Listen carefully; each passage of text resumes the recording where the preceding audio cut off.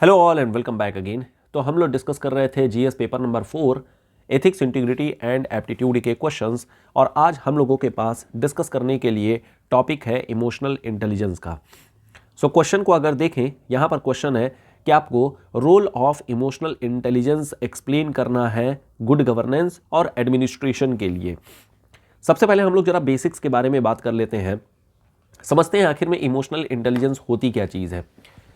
कुछ साल पहले कोरोना के दौरान में आप लोगों ने एक केस सुना होगा कि त्रिपुरा के डीएम ने एक शादी में गए थे और वहाँ पर बहुत ज़्यादा हो हंगामा हुआ था।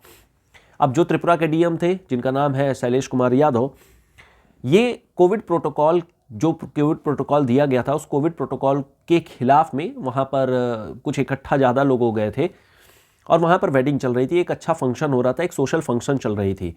लेकिन वहाँ पर जा कर के लॉ इन्फोर्समेंट कराना, और वो भी बहुत इमोशनल लेस तरीके से कराना, अपनी पावर का मिसयूज़ करना, ये सब हम लोगों को देखने को मिला था। कोविड प्रोटोकॉल ज़रूरी चीज़ थी कि कहीं ना कहीं कोविड उस समय काफ़ी तेज़ी से फैल रहा था, लेकिन फंक्शंस के लिए एक इजाज़त दी गई थी कि इतने लोग ही फंक्शन में पार्टिसिपेट कर सकते हैं, फंक्शन में सम्मिलित हो सकते हैं। लेकिन वो एक इमोशनल एलिमेंट होता है। कहीं ना कहीं जो फंक्शंस होते हैं, वो भी मैरिज जैसे जो फंक्शन होते हैं, वो काफ़ी इमोशनल फंक्शन होते हैं।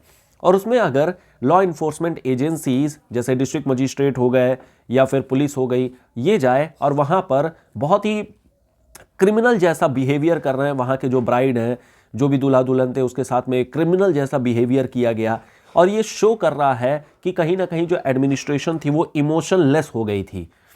वहीं अगर हम लोग दूसरी तरफ देखें, कई सारे हमें केसेस देखने को मिल जाते हैं जहां पर सुसाइड या फिर कुछ लोग अपने आप को जला लेते हैं, या कई बार आप लोगों ने देखा होगा कि एक्सीडेंटल केस हो जाता है, बिजली के खंभे से मान लो बिजली उतर गई और किसी बंदे की डेथ हो गई। वहाँ पर एक तरफ एडमिनिस्ट्रेशन जाता है और एकांत में जो परिवार का मुखिया होता है, जो गार्जियन होता है, उसके साथ में बैठता है और बहुत ही इमोशनल तरीके से बातचीत करते हैं कि मैं समझ सकता हूं कि आपका लॉस हुआ है, किस परिस्थिति से आप गुजर रहे हैं, लेकिन चूंकि यहाँ पर इस तरीके की घटना हो गई है, वारदात हो गई है, तो हमें कहीं ना कहीं अपना पुलिस एक्शन करना ही पड़ेगा, हमें एटलीस्ट केस रिपोर्ट करना पड़ेगा। तो इसके लिए जो भी पॉसिबल चीज़ें हो सकती हैं वो आप अपना सहयोग करिए, प्लस साथ में एडमिनिस्ट्रेशन की तरफ से जो भी कुछ हो सकता है वो हम आपके लिए करेंगे। तो ये जो एक इमोशनल टच होती है एडमिनिस्ट्रेशन की, जहाँ पर वो अपना काम तो कर रहे हैं प्लस अपना लॉ इन्फोर्समेंट भी कर रहे हैं, लेकिन वो एक इमोशनल तरीके से कर रहे हैं। उस इमोशनल तरीके को समझना, उन परिस्थितियों में किन व्यक्ति से किस तरीके से बात करना है, इसी को बोलते हैं इमोशनल इंटेलिजेंस। तो एक तरफ हम लोगों ने देखा कि एडमिनिस्ट्रेशन अपना काम तो कर रहा है लेकिन बिना किसी इमोशन के काम कर रहा है, और वहीं दूसरी ओर हम लोग देख रहे हैं जहां पर इमोशनल तरीके से काम किया जा रहा है। इन्हीं के दोनों के डिफरेंस को ही हम लोग बोलते हैं इमोशनल इंटेलिजेंस। इमोशनल लेस तरीके से जब बात होती है तो एडमिनिस्ट्रेशन होती है, लेकिन वही अगर इमोशनल इंटेलिजेंस का एक टच दे दिया जाता है तो वो एक गुड गवर्नेंस का तरीका, एक एग्जाम्पल बन जाता है। सो यहाँ पर अगर हम लोग इमोशनल इंटेलिजेंस के डेफिनेशन को समझे, so it is defined as knowing and understanding one's own emotion, किसी के इमोशन को समझना और उसके इमोशन के अकॉर्डेंस में अपने इमोशन को या सोशली डिजायरेबल बिहेवियर एक अपना लेना ही इमोशनल इंटेलिजेंस कहलाता है। इमोशनल इंटेलिजेंस के बारे में अरिस्टोटल ने भी बात किया था। इन्होंने ये कहा था कि कहीं ना कहीं सिचुएशन के अकॉर्डिंग अगर सही समय पर, सही परिस्थितियों में और सही बंदे के साथ में किया गया व्यवहार ही इमोशनल इंटेलिजेंस होता है। इस चीज़ को और आगे एक्सप्लेन किया गया, इस पर वर्क किया गया था डैनियल गोलमैन के द्वारा, और इन्होंने इमोशनल इंटेलिजेंस को अलग अलग तरीके से डिफाइन किया था। इन्होंने इमोशनल इंटेलिजेंस के 4 कंपोनेंट्स के बारे में बात किया था। एक self awareness, self management, social awareness and social management. नाम से ही बड़ा ही क्लियर हो रहा होगा, जहां पर सेल्फ मैनेजमेंट, सेल्फ अवेयरनेस का मतलब होता है जहां पर हम खुद को अवेयर रखते हैं, खुद के बारे में या खुद की जो चीज़ें होती हैं उनको हम लोग इन्हेंस कर रहे होते हैं, जहां पर हम self confidence, self efficiency, knowledge के बारे में हम लोग देखते हैं कि स्ट्रेंथ क्या होती है, वीकनेस क्या होती है। सेल्फ का एक कंसेप्ट होता है कि यानी कि आप क्या जानते हैं, what you know and what you are. वहीं दूसरी ओर जो सेल्फ मैनेजमेंट होती है, ये खुद को किस तरीके से मैनेज किया जाए, regulation of behaviour, responsibility, consciousness and control over emotion, ये कहलाती है सेल्फ मैनेजमेंट। सोशल अवेयरनेस का मतलब होता है सामाजिक रूप से कितने अवेयर हैं। सामाजिक रूप से अवेयर होने का मतलब एम्पैथिक होना चाहिए, टॉलरेंस होनी चाहिए, compassion, sensible, sensitivity and social norm, ये जो चीज़ें होती हैं वो सेल्फ सोशल अवेयरनेस के अंतर्गत आ जाती हैं।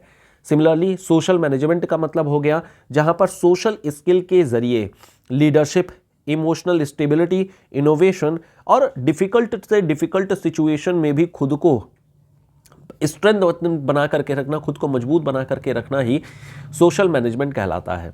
अब ये जो कंपोनेंट्स होते हैं कि बहुत ज़्यादा इमोशनल भी नहीं होना और इमोशंस को मैनेज करना ही इमोशनल इंटेलिजेंस कहलाता है। इस इमोशनल इंटेलिजेंस का काफ़ी इस्तेमाल हम लोग करते हैं एडमिनिस्ट्रेशन में, क्योंकि कहीं ना कहीं एडमिनिस्ट्रेशन का मेन काम ही यही होता है, law enforcement, maintaining stability and rules and procedure oriented. लेकिन एक होगा जहां पर हमें एडमिनिस्ट्रेशन केवल और केवल law enforcement, stability, law and order management, rules and procedure, केवल और केवल इन्हीं पर बात करें।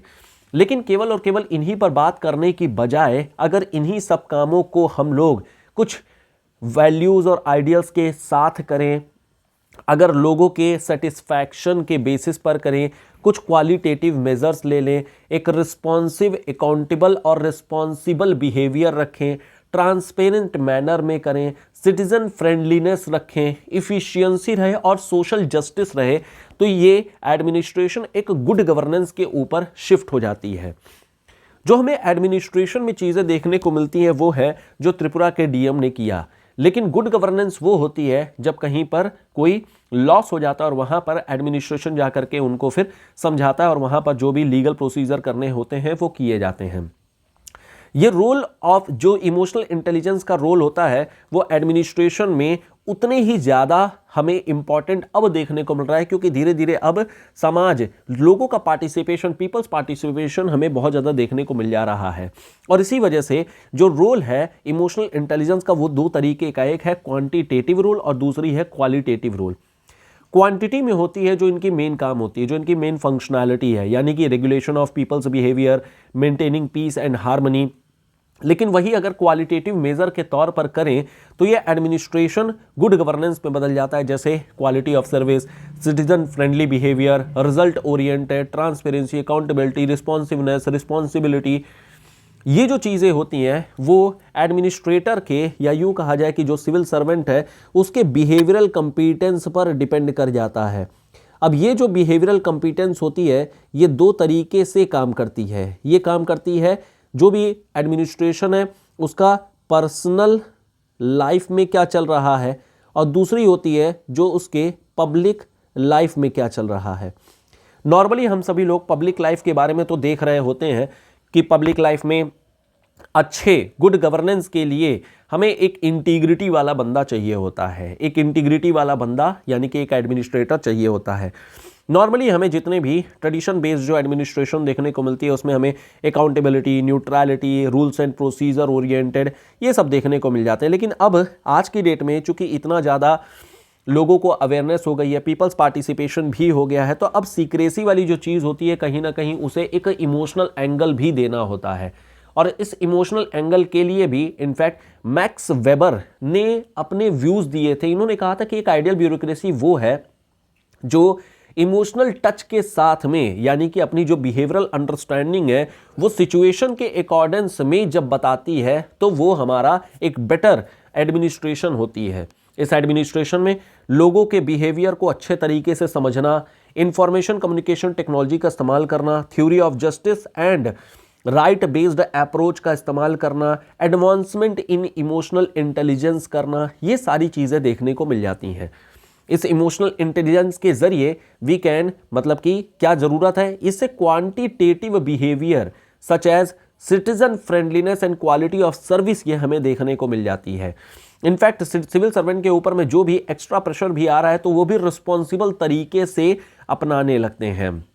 सॉफ्ट स्किल की ज़रूरत होती है। इस सॉफ्ट स्किल में इंटीग्रिटी और प्रोबिटी ये दो इंपॉर्टेंट चीज़ होती है, क्योंकि कहीं ना कहीं यही लोगों को यानी कि एडमिनिस्ट्रेटर को एक अच्छा बिहेवियरल कंपीटेंस प्रोवाइड करती है। बाकी इफिशियंसी और रिजल्ट ओरिएंटेड ये तो होना ही चाहिए। ये तो हम लोगों ने वो डिस्कस किया जो उसके पब्लिक लाइफ में हमें देखने को मिल रहा है, लेकिन इमोशनल इंटेलिजेंस इससे भी ज़्यादा ज़रूरी होता है पर्सनल लाइफ के लिए। ऐसा इसलिए क्योंकि अब एडमिनिस्ट्रेशन को देखें तो एडमिनिस्ट्रेशन बहुत ज़्यादा पॉलिटिसाइज हो चुका है, पॉलिटिकल प्रेशर बहुत ज़्यादा रहता है। इसके अलावा इनको अब ऑटोनॉमी और इंडिपेंडेंस बहुत कम मिलती है, कहीं ना कहीं जो है अब इनके ऊपर में एक्स्ट्रा प्रेशर आना शुरू हो गया है। प्लस बहुत तेजी से frequent transfer and frequent posting होती है। सिविल सर्वेंट को स्टेबल टेन्योर नहीं मिल पाता है। इनफैक्ट परफॉर्मेंस भी अगर अच्छी की जा रही है तो भी उसे रिकॉग्नाइज नहीं किया जाएगा, उसे आइडेंटिफाई अप्रिशिएट नहीं किया जाता है। और इस वजह से ही अब हमें लगातार कई सारे सुसाइड देखने को मिल रहे हैं।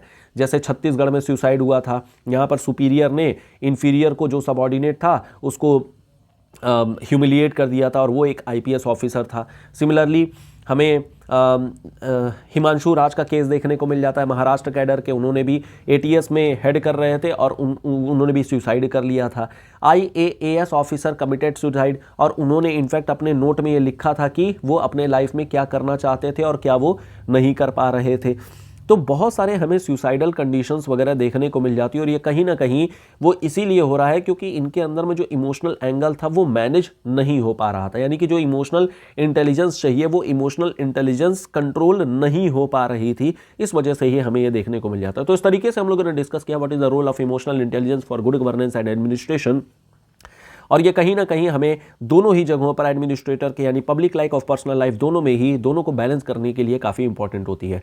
अब इसके अगर हम लोग स्ट्रक्चर के बारे में बात करें तो we can start with the definition of emotional intelligence, फिर उसके बाद से फिलोसफर का व्यू दे सकते हैं, कंपोनेंट ऑफ ईआई बता सकते हैं, फिर हम लोग बता सकते हैं एडमिनिस्ट्रेशन और गुड गवर्नेंस आखिर होती क्या चीज़ है और कैसे हम इस चीज़ को अचीव कर सकते हैं, और फिर हम लोग बता सकते हैं कि what is the role of AI and administration and good governance, जिसमें हम दोनों बातें करेंगे, पब्लिक और जो प्राइवेट लाइफ है दोनों के बारे में। और फिर हम लोग एग्जाम्पल्स जो इतने सारे हम लोगों ने डिस्कस किए उन एग्जाम्पल्स का इस्तेमाल करके अपने आंसर्स को सब्सटेंशिएट कर सकते हैं। अब यहाँ पर देखिए एक छोटा सा आंसर दिया गया है। इमोशनल इंटेलिजेंस की पहले डेफिनेशन दी गई है, it refers to the ability to perceive, understand, manage and regulate emotion. Its application is crucial for effective governance and administration. अब यहाँ पर कुछ पॉइंट्स दिए गए हैं जैसे सेल्फ अवेयरनेस एंड रेगुलेशन, जहाँ पर ये बोला गया है कि public servant with high emotional intelligence can recognise their emotion and control them. This ensure unbiased, right decision making even in high stress situation. Similarly, empathy, improved communication, conflict resolution, leadership and teamwork and adapting to change, ये सब point हम लोग use कर सकते हैं अपने answer को substantiate करने के लिए। बाकी हर जगह पर एग्जाम्पल डाल देंगे अलग अलग जगहों पे, जैसे इनिशिएटिव्स लाइक जन भागीदारी का इस्तेमाल यहाँ पर किया गया है, प्लस त्रिपुरा डीएम का केस हम लोगों ने डिस्कस किया हुआ है। अलग अलग जगहों पर जो एक्सीडेंटल केस हो जाते हैं वहाँ पर एडमिनिस्ट्रेशन जा करके जब वहाँ पर कंट्रोल करती है। इनफैक्ट अभी रिसेंट में आप लोगों ने देखा होगा प्रयागराज में जो केस हुआ था, उस प्रयागराज में केस के बाद में जो एडमिनिस्ट्रेशन का इस समय रुख सामने आ रहा है, जो उनका बिहेवियर समझ में सामने आ रहा है, जहाँ पर वो डेथ को रिकॉग्नाइज नहीं कर रहे हैं, अगर कहीं स्टैम्पीड हुई है उस चीज़ के बारे में वो रिकॉग्नाइज ही नहीं कर रहे हैं, वो उनको मानना ही नहीं है कि यहाँ कुछ हुआ था। They are just saying like कि यहाँ पर अगर कुछ हुआ है तो उसकी इंक्वायरी की जाएगी, उसके बाद ही कुछ कहा जा सकता है। ये जो एक इररिस्पॉन्सिबल बिहेवियर है, जहाँ पर इमोशनलेस बिहेवियर, इनका कंपिटेंस हमें देखने को मिल रहा है, ये सब कहीं ना कहीं एक एडमिनिस्ट्रेटर के अंदर नहीं होना चाहिए। उनको एक इमोशनल का एंगल होना चाहिए। कई सारे केसेस हमें देखने को मिल जा रहे हैं जहाँ पर एक इंस्पेक्टर एक होमगार्ड को धमकाते हुए देखने को मिल रहा है कि अगर वो अपना कोई भी बयान देगा तो उसको सस्पेंड कर दिया जाएगा। तो ये जब सब केसेस हमें देखने को मिल रहे हैं, ये सब कहीं ना कहीं दिखा रहे हैं कि the administration lakhs emotional intelligence, और इस वजह से ही लोगों का ट्रस्ट ब्रीच हो रहा है। लोगों का जो एक एडमिनिस्ट्रेशन में एक ट्रस्ट होना चाहिए वो हमें देखने को नहीं मिल रहा है। तो ये हम लोगों ने बेसिकली डिस्कस किया हमारा क्वेश्चन, जो कहीं ना कहीं जो है काफ़ी इंपॉर्टेंट पॉइंट है। इमोशनल इंटेलिजेंस का क्वेश्चन हमेशा आपके पेपर में देखने को मिलेगा, सो मेक श्योर इसके बारे में आप लोग सारी चीज़ें देख लिए। बाकी आगे क्वेश्चन डिस्कस करेंगे तो वहाँ पर और ज़्यादा इसके एंगल्स, इसके डायमेंशंस हम लोग अभी और डिस्कस करेंगे।